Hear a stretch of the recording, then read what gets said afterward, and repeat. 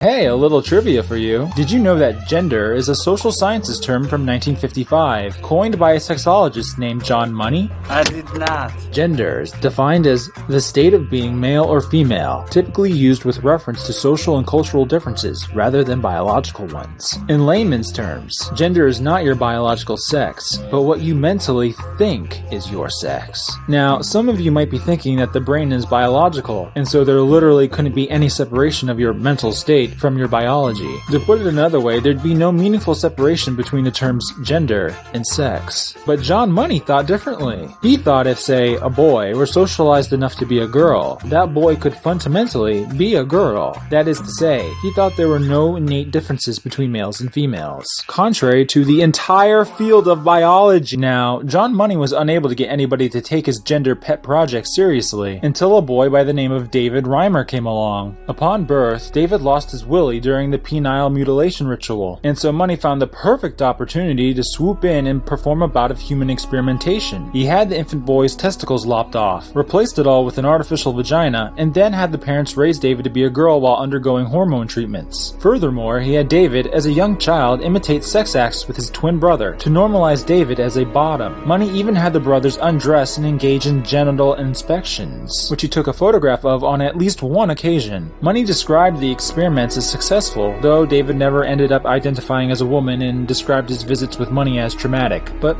whatever, close enough. Except that in adulthood, David's brother killed himself by ODing on antidepressants, and David later shot himself in the head with a sawed-off shotgun. You're always going to see people that are going to say, well, the Dave Reimer case could have been successful.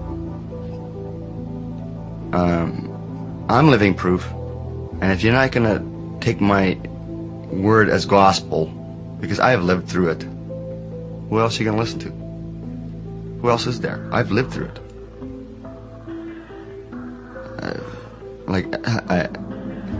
Is it going to take somebody to wind up killing themselves, shooting themselves in the head for people to listen?